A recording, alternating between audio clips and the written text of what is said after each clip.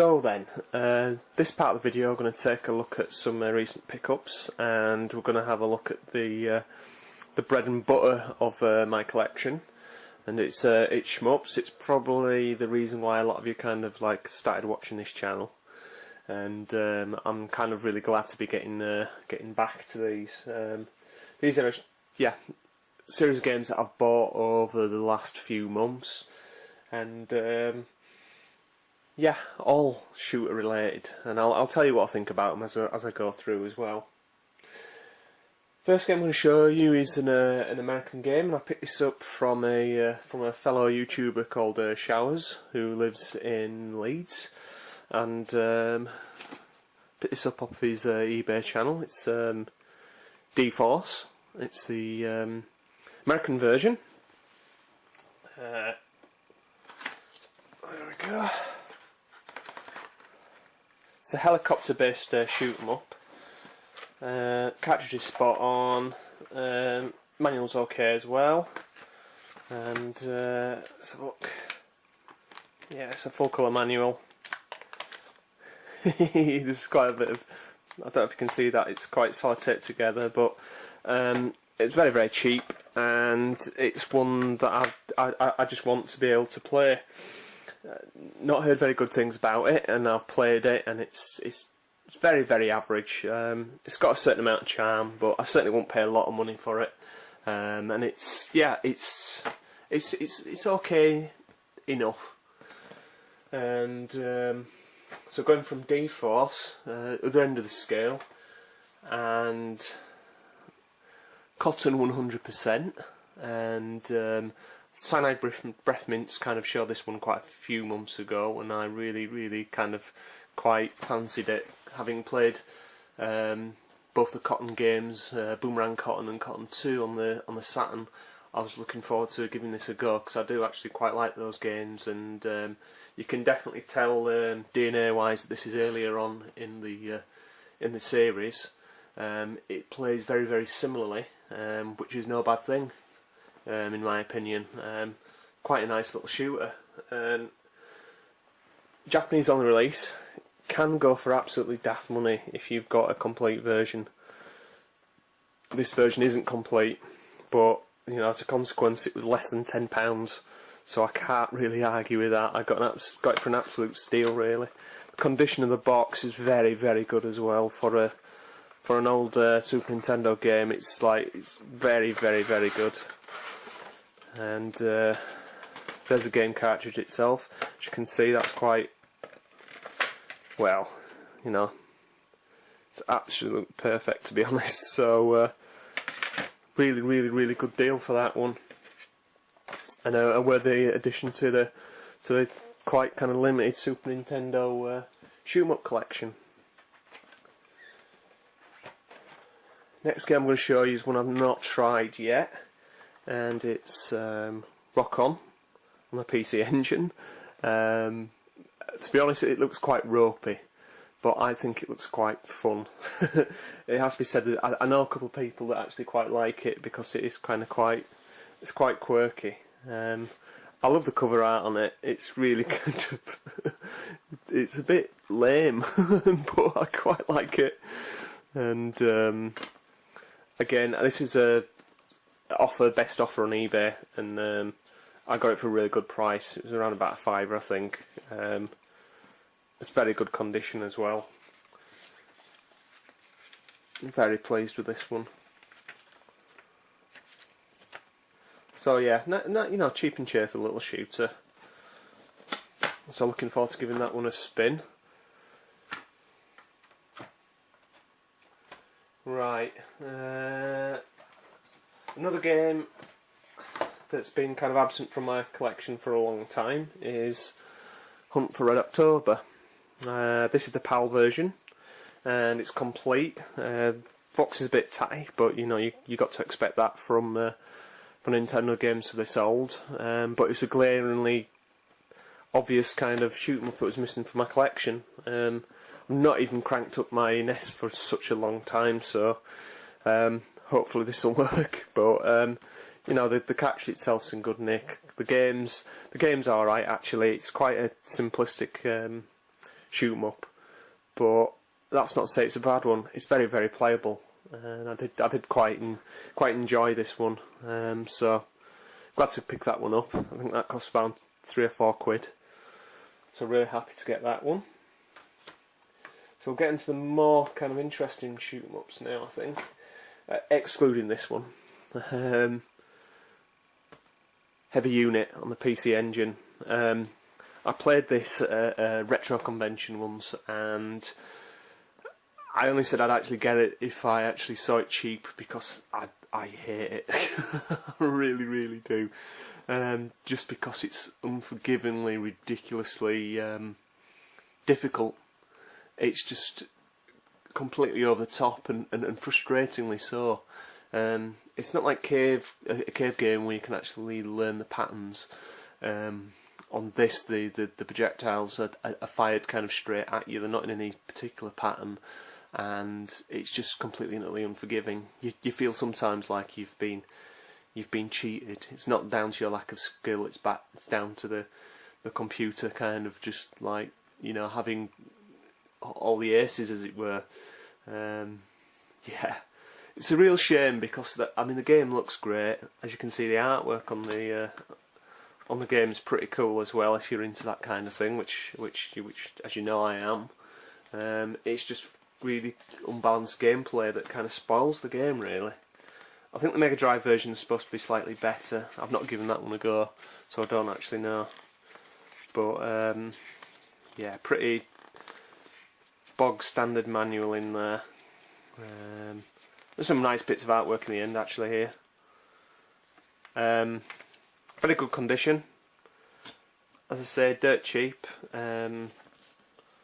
Cost about £8, I think, including postage and packaging from Japan. So can't really complain with that, really. And it's kind of it ticked the box. So it's one for collection, really. And having played it again, I'm still not a fan. And next game was a huge surprise to me. Had this recommended to me by my good friend Midstorm, and it's an independent PC shoot 'em up called Crimson Clover. I can honestly say I think this is possibly one of the best indie shoot 'em ups I've ever played. Really nicely balanced. Plays very much like a cave shoot 'em up. Graphically, you know, it could almost be a proper release standard game. Not a bad price as well. It was around about £25, and yeah, nice kind of printing on the CD as well. Pretty good artwork, and just a really well balanced and polished shooter. I really enjoyed this one, and you don't need a crazy spec PC to play it either. So definitely one to check out. Don't play the eBay prices, by the way. If you do a bit of digging around on Shmup System 11, you can find a seller on there who'll sell it to you for a normal price. Don't play daft prices for it, because there are some mad prices for this on eBay, and you've no need to pay that at all. Okay, next couple of games are two PSP shoot 'em ups I've been after for such a long time. Strikers 1945 Plus. Picked this up from eBay. New game. This was I think it was a Korean only or an Asian only release, and lovely full colour manual.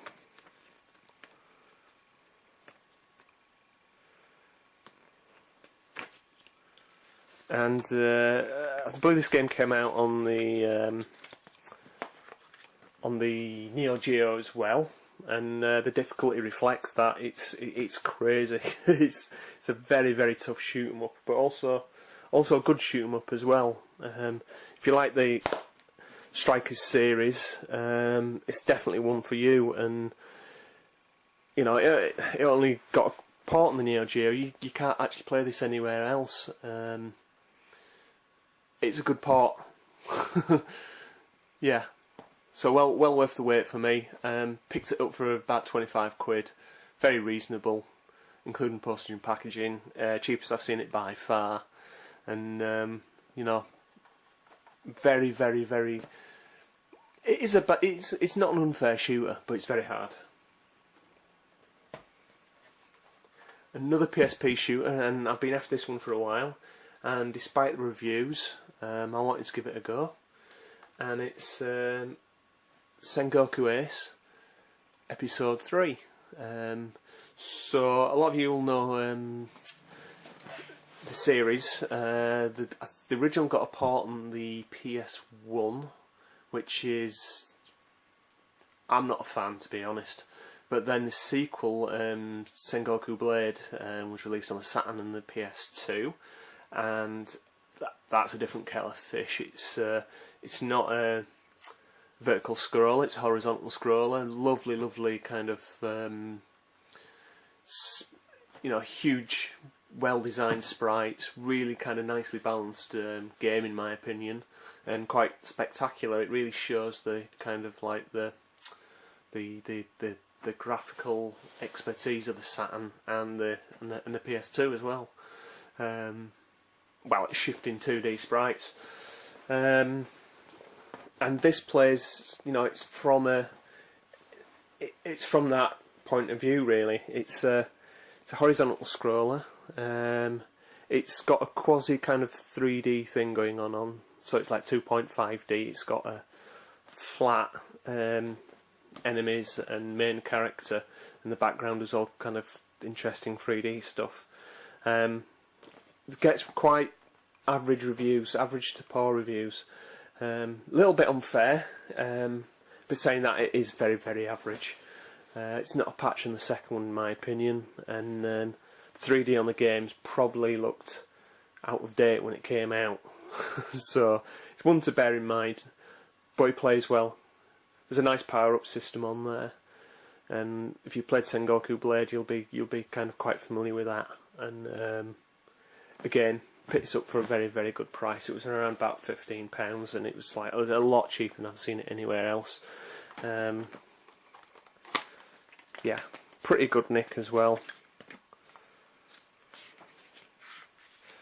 I say pretty good nick, but the middle pages have kind of popped out. But you know, I can live with that. I could probably actually unpick the staples and put that back together. But yeah, glad to finally have it in the collection. And the last two games I'm going to show you are Saturn games. Not picked up any Saturn shooters for a while. Got one on the way that's an absolute pig, but that won't come for a while yet. First game I'm going to show you is, there we go, Galaxy Force 2. Again, another shoot 'em up I've been after for a long time. Love the cover art on that one.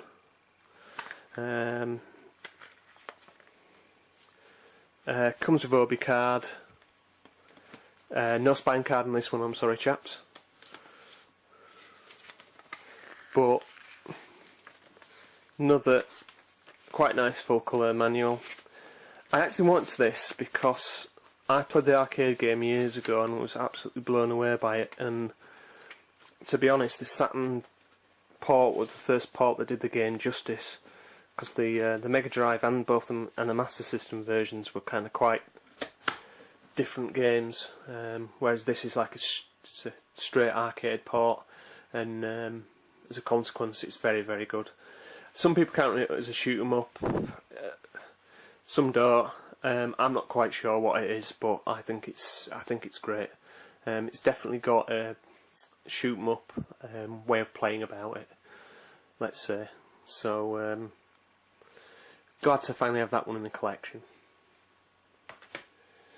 And the last game I'm going to show you today is a collection I wasn't going to buy, but I basically played it in the one of the shoot 'em up leagues that I'm actually in, and I wanted to play the Saturn port, so I picked it up, and I picked it up for a pretty decent price. It was under 20 quid, and it's Gradius Deluxe pack. Yeah, as I say, one I wasn't going to bother picking up because, you know, in one way or another I've got all the games that are on here. But it's nice to have them all in one place, and the Saturn ports are very, very good as well. So it's really good nick. No spine card again, but again it was relatively cheap. So I've got Gradius 1, Gradius 2. Gradius was the game I was actually playing in the league.